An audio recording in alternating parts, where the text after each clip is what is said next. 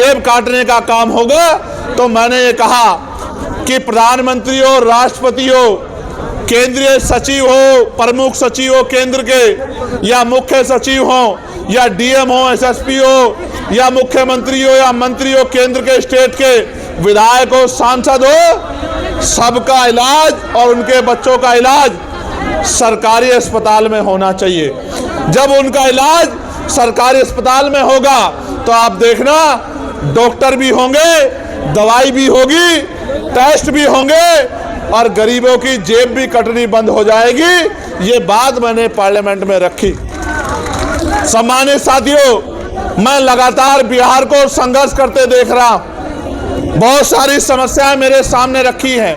मैं आपको बहुत बड़ी गारंटी तो नहीं देता, क्योंकि इस गारंटी का काम तो देश के प्रधानमंत्री ने ले रखा है कि वो गारंटी बहुत देते हैं। वो तो इतनी गारंटी देते हैं कि इनकी गारंटी में कमजोर वर्गों के जीवन की गारंटी भी पीछे चली गई है। इसलिए मैं आपको एक ही गारंटी दे सकता हूं कि रोटी, कपड़ा, मकान, पीने के लिए साफ पानी, पहनने के लिए अच्छे कपड़े, अच्छी शिक्षा, अच्छी चिकित्सा और नौजवानों को, पढ़े लिखे नौजवानों को रोजगार, महिलाओं को घर पे कुटीर उद्योग लगा के रोजगार, ये बहुत कोई बड़ा काम नहीं है। मैं आपको गारंटी देता हूं, आने वाले समय में आप आजाद समाज पार्टी को अवसर देना। अगर 1 साल के अंदर ये काम करके नहीं दिखाया तो जो आप कहोगे वो बात हम लोग स्वीकार कर लेंगे। आप पिछले लंबे समय से कभी किस पार्टी को मौका देते आए हो? कभी आप किसी को बनाते हो, कभी आप किसी को बनाते हो, और 5 साल तक आप इंतजार करते हो कि ये नेता किसी के बारे में ऐसे शब्द ना कहो जो आप अपने पिता के लिए नहीं सुन सकते हो। अगर सुन सकते हो तो कहो। मैं आपको गलत रास्ते पे नहीं ले जाना चाहता। हमेशा याद रखो, दूसरे के लिए उन्हीं शब्दों का प्रयोग करो जो आप अपने लिए सुन सकते हो। अगर नहीं सुन सकते हो तो ऐसे शब्दों का प्रयोग ना करो, क्योंकि हर आदमी सम्मान रखता है। हमारा उनका राजनीतिक विरोध है, उनके कार्यशैली अच्छी नहीं है। हम उनकी आलोचना कर सकते हैं, उनके द्वारा बोले गए झूठ को बेनकाब कर सकते हैं, जनता के सामने उनकी असलियत को रख सकते हैं, लेकिन किसी को गलत कहना व्यक्तिगत रूप से ये अच्छा नहीं है। इसलिए मैं अपने साथियों से कहूंगा कि वो समझदार बने। साथ साथ मैं आपको ये कह रहा था कि यहाँ के नेताओं को आपने भरोसा किया।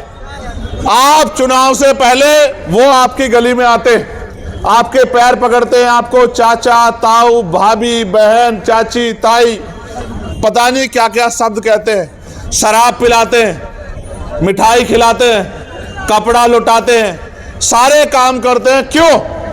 क्योंकि बाबा साहब अम्बेडकर ने अपने 4-4 बच्चों के कुर्बानी देके आपकी उंगली में वो शक्ति दी है, जिसको चाहे कुर्सी पे बिठा दो और जिसको चाहे कुर्सी से गिरा दो। अगर ये वोट की शक्ति आपके पास नहीं होती सम्मानित साथियों, तो आपकी बस्तियों में पैर रखने के लिए कोई नहीं जाता। ये बाबा साहब अम्बेडकर के संघर्षों का परिणाम है कि चुनाव के बीच में, चुनाव के समय ये लोग आपके बीच आते हैं, लेकिन चुनाव के बाद क्या? 5 साल तक आप लोग इंतजार करते हैं कि नेता दोबारा दिखाई दे जाए, लेकिन नेताजी दोबारा नहीं आते। आप उनके दरवाजों पर जाते हो तो वो गेट बंद कर लेते हैं और ये कहते हैं कि नेताजी यहाँ नहीं है। आप ये बताओ, इन नेताओं के सहारे आप अपनी लड़ाई को लड़ लोगे? मैं आपको 3-4 समस्या यहाँ की रखता हूँ, जो साथी यहाँ उपस्थित भी हैं। एक समस्या जो बड़ी समस्या है वो हमारे होमगार्ड के भाइयों की है।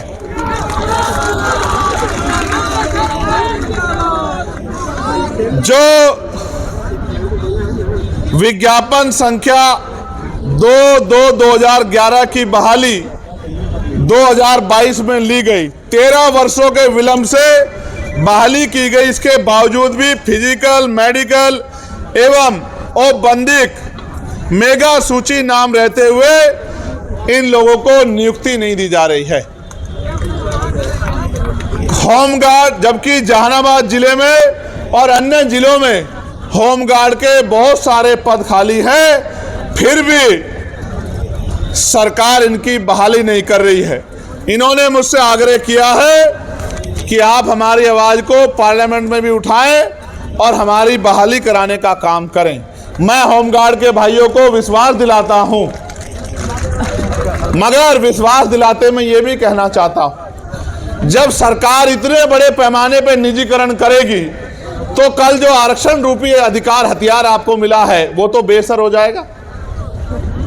जब सरकारी नौकरी नहीं होगी तो सामाजिक गैर बराबरी आज भी इतनी है, तो दलित पिछड़ों के बच्चे यहां जाति व्यवस्था के आधार पर चमार, वाल्मीकि, पासी, धोबी, कोरी, खटीक, कुशवा, मौर्य, साके, यादव, जाट, गुर्जर, निषाद, जिसको सैनी आपके यहाँ कहते हैं, कश्यप, पाल, प्रजापति, इनके बच्चों को कौन कुर्सी पे बैठने देगा? आप मुझे बताइए। क्या आज देश में समानता आ गई है? तो इनके बच्चों को कौन कुर्सी पे बैठने देगा?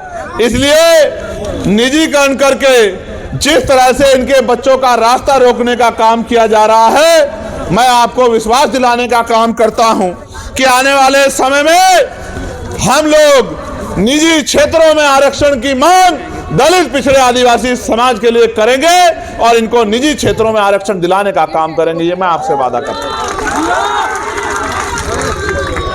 साथ साथ हमारी, आपके यहाँ ममता कार्यकर्ता कहते हैं, हमारे यहाँ आशा कार्यकर्ता कहते हैं।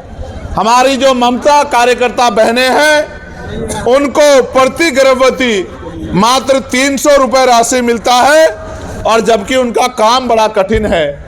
इसलिए मैं सरकार से मांग करता हूं कि मिनिमम 30,000 रुपए वेतन उनका करना चाहिए, जिससे वो सम्मान का जीवन प्राप्त कर सके, और उनको परमानेंट भी करना चाहिए। मैं तो होमगार्ड के भाइयों के लिए भी 30,000 रुपए के वेतन की जो है सरकार से मांग करता हूं कि 30,000 रुपए का मिनिमम वेतन होमगार्ड के भाइयों को मिलना चाहिए। अभी कितना मिलता है? 24,000। अभी तुमको तो मिल ही नहीं रहा है, लेकिन जो लगे उनको तो 30,000 मिलना चाहिए। जब आप लगे आपको भी 30,000 रुपए मिलना चाहिए। ये मांग मैं सरकार को करता हूं।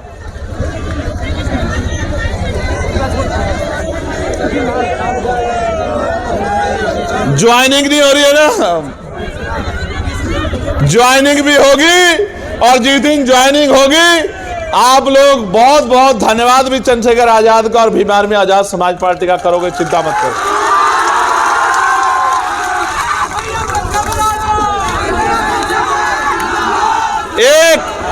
एक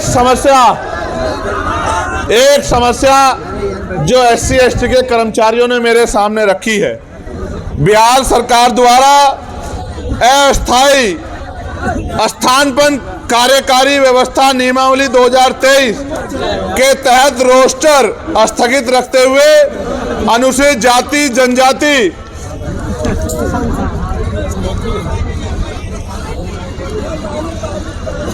कोटि के अनुमान्य 17% पदों को फ्रिज रखकर शेष 83% पदों पर मूल कोटि की वरीयता के आधार पर प्रोन्नति के पद शोपन में विहित वेतनमान के साथ उच्चतर पद पर कार्यकारी प्रभार माननीय सर्वोच्च न्यायालय में लंबित सिविल अपील संख्या 4800/2017 में पारित होने वाले अंतिम आदेश के फलाफल से प्रभावित होने की शर्त पर दिया जा रहा है, जबकि अन्य वर्गों के लोगों को आरक्षण का लाभ मिल रहा है। इसकी वजह से जब प्रमोशन नहीं हो रहा है तो बैकलॉग भी नहीं आ रहा है, ना नई नियुक्ति आ रही है और ना ही हमारे मूल पदों से प्रमोशन हो पा रहा है। इसके कारण कर्मचारियों को परेशानियों का सामना करना पड़ रहा है। मैं इस मंच के माध्यम से शेड्यूल कास्ट शेड्यूल ट्राइब के कर्मचारियों से कहना चाहता हूं कि अब मैं दिल्ली जाके पार्लियामेंट में और वेलफेयर कमेटी में आपका मामला जो है रखने का काम करूंगा, और साथ साथ मैं आपको भी ये कहना चाहता हूं, आप भी कमर कस लो जो सरकार आपके अधिकारों को लूटने का काम कर रही है, उस सरकार को मिट्टी में मिलाने का काम भी 2025 में हम लोग करेंगे।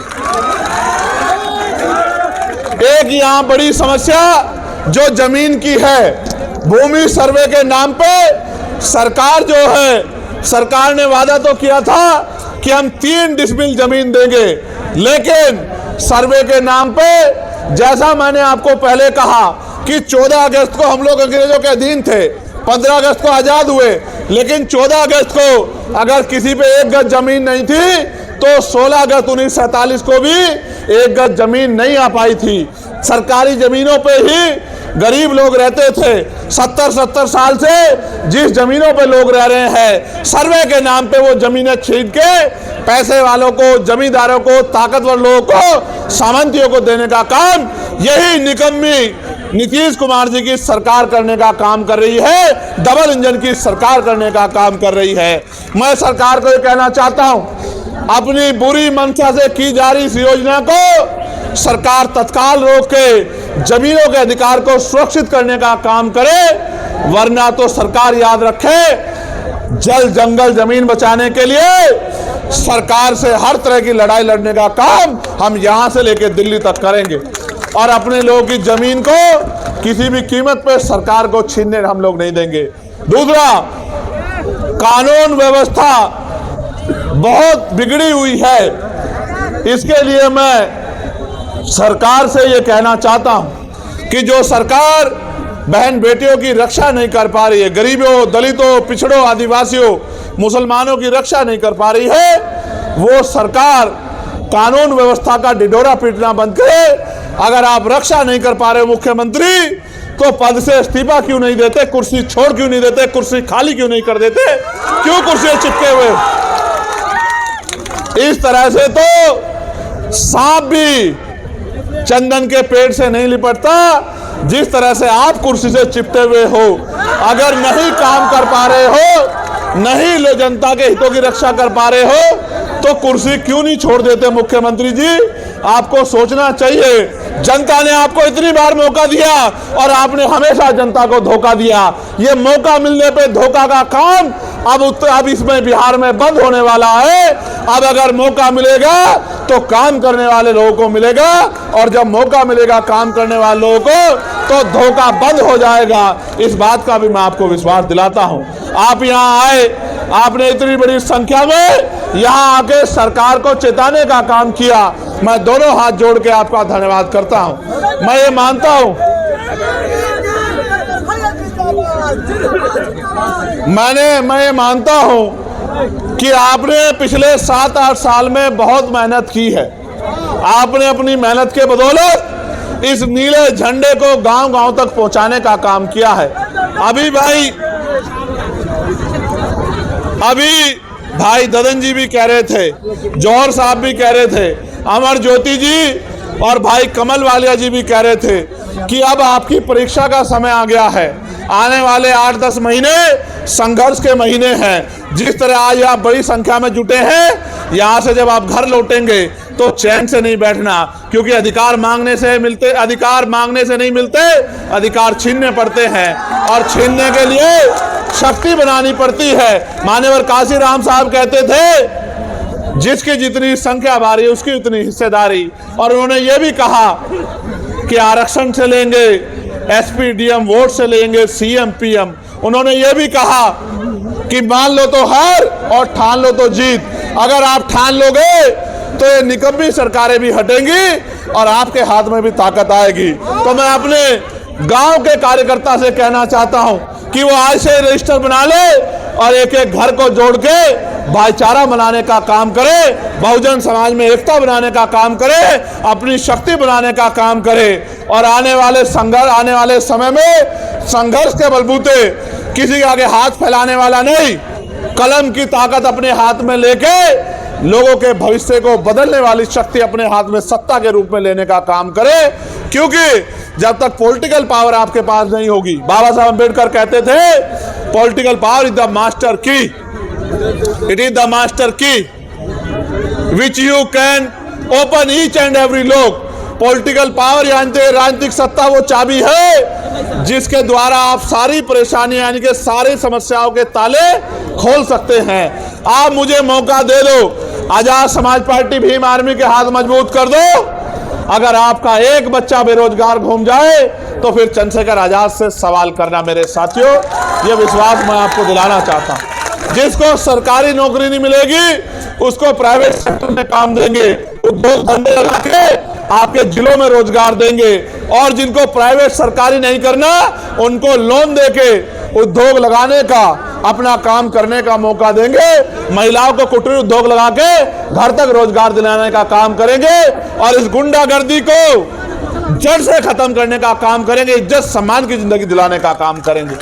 किसानों को उनकी फसल के दाम जो है उनकी इच्छा अनुसार दिलाने का काम करेंगे, और जीवन भर मजदूरी कर करके बनने वाले इन परिवारों को मुख्य धारा में लाने का काम करेंगे। समान एजुकेशन पॉलिसी प्रदेश में लागू करेंगे और समान health policy, common health policy इस प्रदेश में लागू करेंगे। अमीरों जैसा इलाज गरीबों को मिलेगा और अमीरों को जैसे मिलने वाली पढ़ाई गरीबों के बच्चों को मिलेगी। अपने बच्चों को अच्छी शिक्षा के लिए हर साल 1000 बच्चों को विदेश में पढ़ने के लिए भेजने का काम करेंगे और इस देश की सेवा करने का मौका देंगे। साथ साथ 2010 टोला सेवा संस्कृत बोर्ड के नाम पर अभी तक बहाली नहीं हुई है। कितनी समस्या बताओगे? मैंने आपको समाधान बता दिया है। हिम्मत करके आजाद समाज पार्टी भीम आर्मी के साथ खड़े हो जाओ, एक समस्या नहीं रहेगी और आप मांगने वाले नहीं देने वाले बन जाओगे। और जिन साथियों ने अपनी समस्याएं दी है, जो राष्ट्रीय स्तर की है उन पर राष्ट्रीय स्तर पे और जो प्रदेश स्तर की है उन पर प्रदेश स्तर पे मुहिम चला के संघर्ष किया जाएगा और आपकी मांगे पूरी करवाने का काम हम लोग करेंगे। बहुत बहुत धन्यवाद। जय भीम, जय भारत, जय संविधान, जय मंडल, जय जोहार, जय जवान, जय किसान। आप सबके लिए मंगल कामनाएं। धन्यवाद। 2